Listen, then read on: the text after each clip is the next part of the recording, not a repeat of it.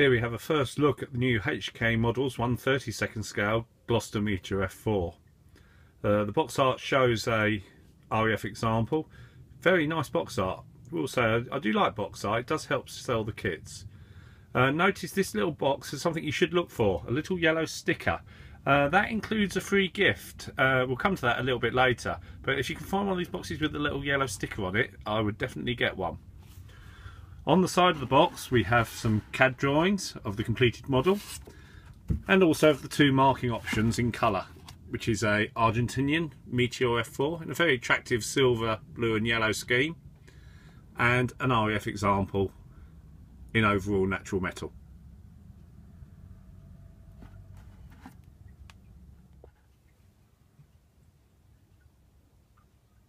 Here we have the main fuselage sprues. Again, engraving first rate. Actually, it's going to be quite hard to do this model without actually damaging this engraving to paint it, and when you're doing seaming, if there's any panel lines that need filling. It is really fine. It's very well done. Very impressed.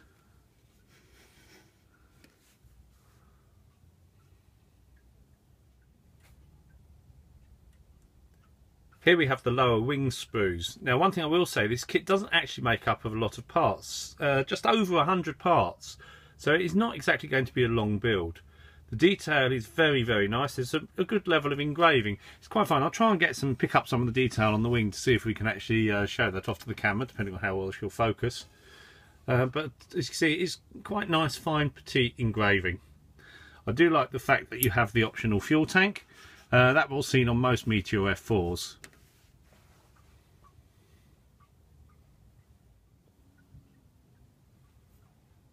And this is the last of the grey sprues. This supplies the cockpit detail and the top of the wings. It's nice to see that the engine bays have been cut out. You don't get any engines in this kit, but I'm sure it won't be long before the aftermarket will take care of that. Out of the box, cockpit detail, very good. I would certainly say the cockpit detail we have here is equivalent to almost as good as what you'd get in resin. Instrument panel, you have got bezels moulded onto it, but you don't have any dials to put in there, so a company like Airscale is going to be needed to actually complete the instrument panel. Very nice, simple, easy build by the look of it. I nearly missed this sprue out. This was at the bottom of the box. I didn't actually notice it the first time around. This includes the aerial and the wing spar that will be visible through the front of the engine cowlings. Clear parts, super clear, really nice. Now, if you can look at the one at the left, you might notice there's some odd shapes on it. Actually, this is sellotape, which the manufacturers put on there to actually stop the part getting damaged in transit. A really nice touch, as this part sits a long way clear of the rest of the parts in the box, so would be easily marked or scratched from the plastic sprues. Really thoughtful touch by HK Models, that. Another real nice touch, this lead counterweight, or heavy metal counterweight. No tail sitting with this model. This will fit perfectly into the nose and make sure that it sits properly on its wheels. I have already mentioned that there are a number of aftermarket sets going to be produced for this model. Certainly Alicat have already brought out a drone conversion, but this one is going to be the most essential for anyone being serious about their Meteors. This is a corrected set for the intakes.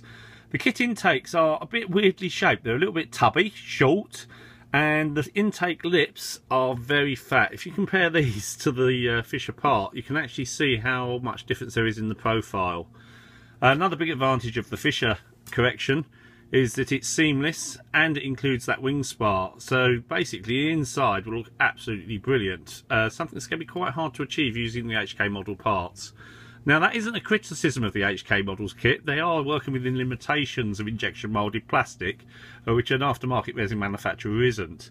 But if you are really serious about making this model accurate, I would certainly be purchasing one of these correction sets from Fisher Model and Pattern. It's very easy to see where everything goes. I will say they are printed a little bit light. It looks like the toner was running out on the printing machine when they did these. You have colour references to both FS number, hobby colour range and Tamiya acrylic range. 101 parts. This kit shouldn't be really that hard to assemble. Certainly the instructions will make where everything goes very clear. And here are the instructions from the Fisher conversion. You've got to be very accurate with this one. They give you very, very specific measurements. 1.6154 of an inch, or 41 millimeters for your cut lines. If you follow those, you will get an almost seamless fit. But I think that cutting is going to be quite important. If you're not that good at it, maybe just leave well enough alone. But if you want an accurate model, you are going to be having to buy this correction set. In all the yellow stickered boxes, this is the little bonus that you get. It's a 1/44 scale Meteor F4. Quite unusual. I've not really seen this before. The clear parts are on the same sprue as the grey parts. Really clever piece of moulding. Not quite sure how they did it, but it looks very impressive. The fuselage is one piece, and the cockpit does have some rudimentary detail due to the use of slide moulds. Nice little kit. No markings, so you are on your own as far as marking goes. Maybe some enterprising manufacturer will produce some, and only opposable in the flight position, as there's no undercarriage bay or details. So in conclusion, what we have here out of the box is a very nice representation of a 32nd scale Gloucester Meteor F4. A relatively small part count and not particularly a large model will make this suitable for anyone who's built a few kits. If you want it 100% accurate, yes, you will need to correct those intakes. The Fisher conversion should make this a relatively simple process. Decal sheet, well, you will need to replace the decals, sorry, but the rest, they fall well behind the standard of the rest of the kit. Our thanks to Pocket Bond, the UK importer for HK models, and this build will appear in a future issue of Scale Aircraft Modeller International.